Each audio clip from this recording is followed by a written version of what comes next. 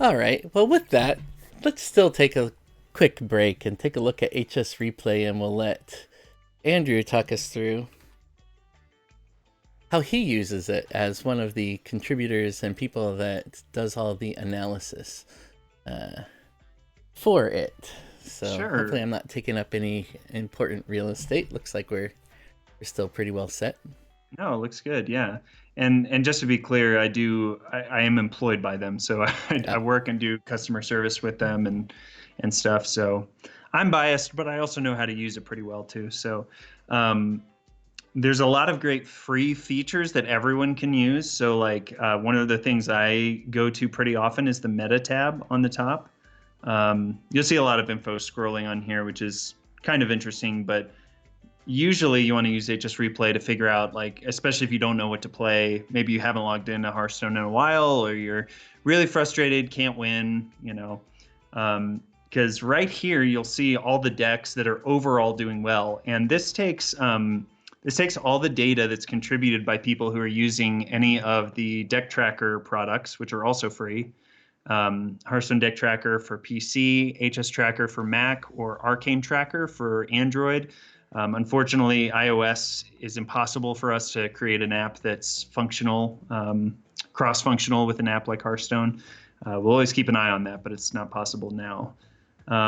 So this compiles the data from all of those users and puts them into a place where you can just quickly see what's working well for people. And so default here, you'll see everyone across the board. So every region, every rank. So this is pretty widespread, but it just gives you like a 50,000 foot view essentially of what's working overall in Hearthstone. And so you can see, I need to upgrade.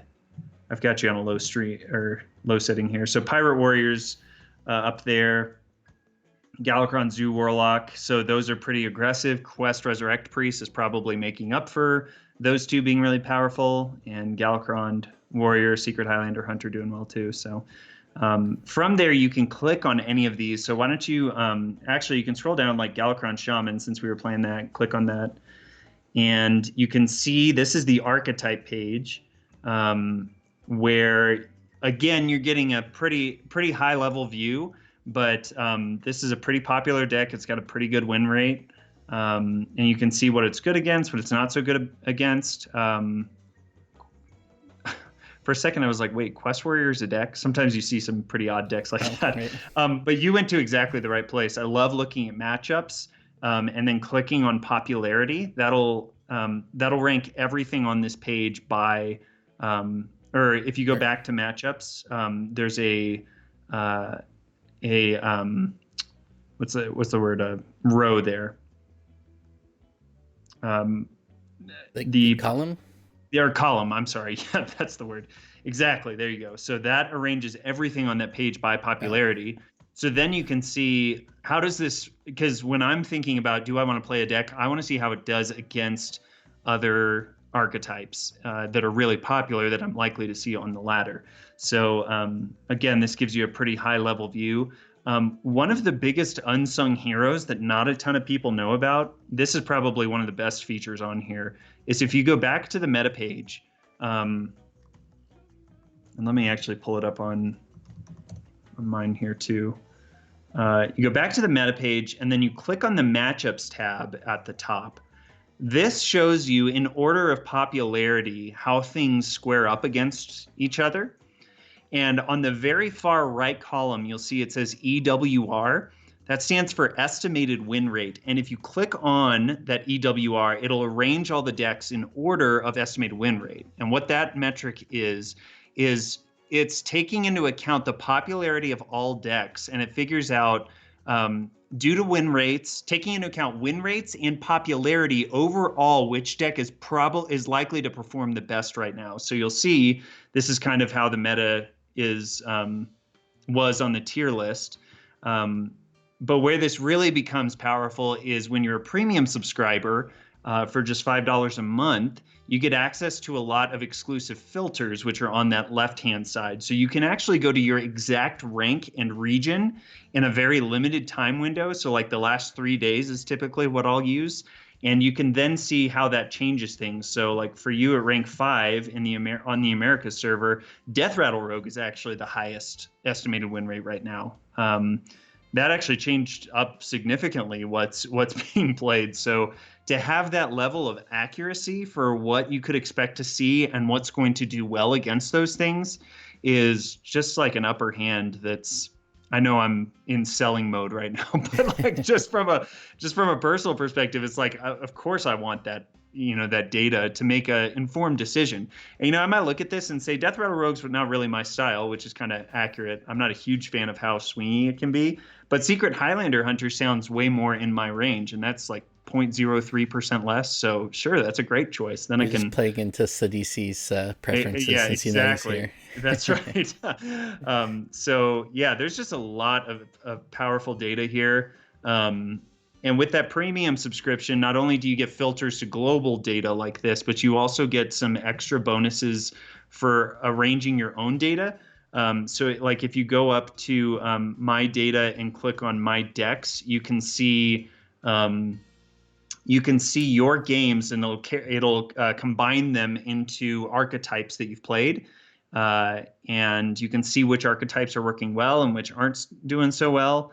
I know with that Galakron Shaman deck, you were losing a few in a row, but overall, win rate's pretty good. Well, this page actually takes a little while to update, unfortunately, but. And just as a note, you actually need to have the Hearthstone deck tracker up to collect this information, correct? You do, yeah, and you can use it with any of those. So you don't have to have a PC with the deck tracker. You can have a Mac. Actually, I love it because I play most of my games on my phone nowadays. But I also have a PC for streaming and playing, and sometimes I'm on my Mac. So HSReplay combines all of those statistics and put them in one place, so I can actually see how I'm doing across the board as opposed to just on one device at a time. So it's pretty nice.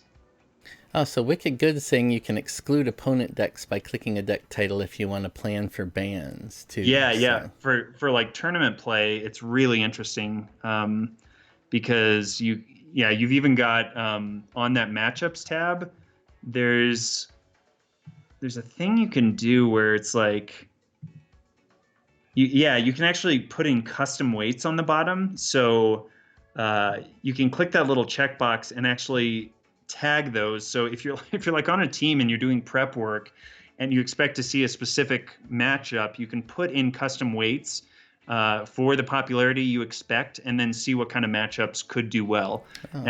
Again, you have to like back that up against your experience and stuff. So this isn't just like a one-stop solution, but this data is really helpful for you to make informed decisions also for that. So it's pretty cool. Nice. So the premium features are just the ability to change the sort rather than everything being lumped together. Is that pretty much the difference maker there? Yeah, it's the filters for global data and also some of the extra personal data customization that you get too. So yeah, those things combined, I mean, it just helps you get a level of accuracy that's really, really helpful. It's one thing to be able to say, hey, this is working for people across the board, but to see something for, okay, I want to get from rank 5 to rank 4 on the America server, what's working for people right now? Especially because that's a pretty big wall for a lot of people. I was facing that wall yesterday. So right. Yeah. Yeah, that seems very similar to how I use it. So when I am planning for tournaments, then I'll come to this page in particular and find the ones that are performing well on ladder. I know that most of the people in our local tournaments are not legends, so you can kind of play around with that. People play with the decks that are overall the best. And then when I'm prepping for ladder, then I pretty much just go to the tier list, find some deck that's performing pretty well, go look at some of the popular decks and best performing decks, see which ones I may have more gold cards for, and try to create it that way. There you go. Yeah, the My Collection feature is free to use, and that's really nice. If you it's again system limitations, it doesn't work with Arcane Tracker on your Android, but if you do the PC or Mac and you navigate to your collection while you have one of the trackers open, it'll sync with the website all of the cards that you have. So when you're actually browsing decks online, you can find out immediately which decks are buildable for you. In fact, on the decks page, you can filter that based off of just cards that you own, or you can set a max dust that you want to spend and see that. So there's just so many. I could talk for about an hour probably just about the decks page because there's so much here. Since I'm giving you like the tips a lot of people don't know, there's an included cards filter down there. So like this morning I was looking up decks that include Frizz Kindle Roost. So if you pop that legendary and say, oh, I want to see decks with that, you can type it in and it'll just show you all decks in standard or in wild that have Frizz Kindle Roost in it. Another thing that you can do that a lot of people don't know, in that included decks thing, you can actually paste a deck code. So if you see like a professional talking about some really good deck and they put the deck code there, you can go straight here, type in or copy and paste the deck code into included cards, and it'll show you that deck immediately. Now, if it's some homebrew that like no one knows about, there probably won't be any data immediately. But if it's tested, if they've been using it, if their friends have been using it, then there should be a page on there. You can see, okay, do I have the cards for this? What are the matchups like? And you can find that out immediately. So that's another cool hidden feature that's pretty helpful. And then since we have a lot of streamers in chat now, and a lot of Hearthstone streamers in particular, this stream available, can you talk a little bit about how that's determined? So when you'll show up and whatnot? Yeah, no, that's a great point. So again, this is another free feature that's available to everyone. So for streamers in particular, if you use HDT or Hearthstone Deck Tracker, and then you enable the Twitch extension, when you're playing, it'll show your deck list like it was earlier when we were doing Galakron Shaman. So when viewers are asking for a deck code, it's literally right there. They just have to do one click on the overlay, and they can do that. But the really cool feature on the page, you'll see the live now that's on some of those. So this Quest Resurrect Priest or Token Druid have that. You can click on that and then go to streams, and it'll show if there's someone live. Or I'm always telling people who want to get better that you need to also watch people who are better. If you're trying to learn a deck, you can go here and look at VODs, and the HTT extension will automatically pull clips of games and then put them in these deck lists. So if someone's looking at a deck that you had played and they say, I want to look at how this Galakron Warrior does against Galakron Shaman, they can choose that under any opponent. They can choose win, and I think they can choose, language is on there too. So just a lot of really cool functions. And again, all of that's free. You set that up, and I don't stream often, but when I do stream, I tend to get like at least 5 or 6 viewers just from HSReplay, because people are poking around. They're looking for a deck that they want to learn. So people will discover your stream pretty quickly, especially if you're playing a deck that people are talking about or that's trending or something like that. So if you're a streamer, it's a no-brainer to just have that on, because it can help your stream a lot. I actually credit that to getting me to the affiliate status. That really, early on, I wasn't getting a lot of views, but people would stop in from HSReplay because I had those connected up and see how the deck was playing. Granted, at the time I was down in the 10-15 range, but sure. But it definitely helped me get those viewers. Hey, Chrono Show, sorry for the delayed response there, but much love. Thanks for stopping in. Hey, Appreciate thanks, you. man. And so then the other thing that we hear a lot of people talk about is the Mulligan guide. Can you talk a little bit about how you use it, or if you use it, yes, and what these numbers actually mean? Yeah, that's another great. I think that it's a premium feature. I could be wrong. Yeah, I think the Mulligan guide is premium. Okay. So again, if you're learning a deck, I'm going to pull up one here on my screen too. You go to that Mulligan guide, and you can see, especially since my friend WikiGood is in here, and he is like a data genius. I want to be careful that I'm saying the right things here, because people can tend to put too much stock into any one set of data. And I always try to inform people that, like, I heard someone say it once that, like, data should have a seat at the table. And that's a really good way, I think, of putting it, that you want to take into account a lot of what's here and let it influence your decisions. So what you can do here is you can sort by Mulligan win rate. And what that shows you is if a card was kept in the Mulligan, what was the win rate of that deck?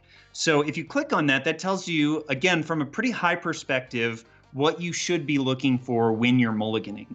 And if a card doesn't have a positive win rate, or it isn't part of the green on here, because all of these have above 50% because the deck's doing well, at least the one I'm looking at. And it's kind of a no-brainer here. Yeah, Town Crier and Attorney Rover are good in Galakron Warrior. Or if you click on kept, though, that's also another helpful metric, because you'll actually see, I don't know, which, are you looking at the same deck as me? Yeah. I'm looking at Galakron Warrior, yeah. Yeah. So Galakron was the highest mulligan win rate, but on kept, it's not nearly as high. So I would take that and say, okay, Galakron does have a pretty significant influence, but if I have Kronks, that can get me Galakron. So obviously Galakron decks want Galakron. That doesn't mean you always keep Galakron in your opening hand. If I'm up against like a really aggressive deck, I probably don't want to keep that in hand because I want to have some responses for whatever they're going to play. So the kept column also is really helpful to see, okay, now we see the really low cost creatures. So Attorney Rover, Acolyte of Pain, and then some of those spells, Awaken and stuff like that. So So does the drawn win rate then include if it was drawn as part of the mulligan? It's just the amount of times that it shows up in your hand? Right. So drawn is if it was drawn over the course of the game, what was the win rate? So again, Galakron is of course going to be at the top. Kronks is of course going to be at the top because that gets you Galakron. So those are probably the three I would put most stock in. Played win rate is a little tricky because if there's a like combo deck, like you'll see Leroy Jenkins is at the top. Well, 100% of the time you play Leroy Jenkins when you're going to win. So that doesn't mean you should highly value it. So that's kind of a little misleading if you're just looking at that. But you can also see like how many turns does a card stick in your hand, and then which turn are you wanting to play things. Again, Leroy's going to be at the top there. So yeah, those first three are probably the ones I'm looking for at the most. And then you also have to know the deck. Like if someone had no context of Galakron Warrior, looking at these could be a little misleading. But if you've been playing enough, you know Kronks and Galakron are so important to how things are going to function. Doesn't necessarily mean you keep it in your mulligan, but it can be helpful for that. And then if you're a premium subscriber, so if you're a premium subscriber, you get this. You also get filters that select your opponent on the left-hand side, so you can click on any one of those classes and see how it changes things. So if you're learning a deck, if I'm learning a deck, what I like to do is have the deck list in front of me on HSReplay with the Mulligan guide, and then when I'm playing, I can click on my opponent's class and get specific data for, oh, this is what's really going to be helpful in this matchup. So, and you can change based on ranks. Player initiative is also a filter that's fairly new. So you can choose if you're on the coin or not. So that just filters down data even more so it's helpful.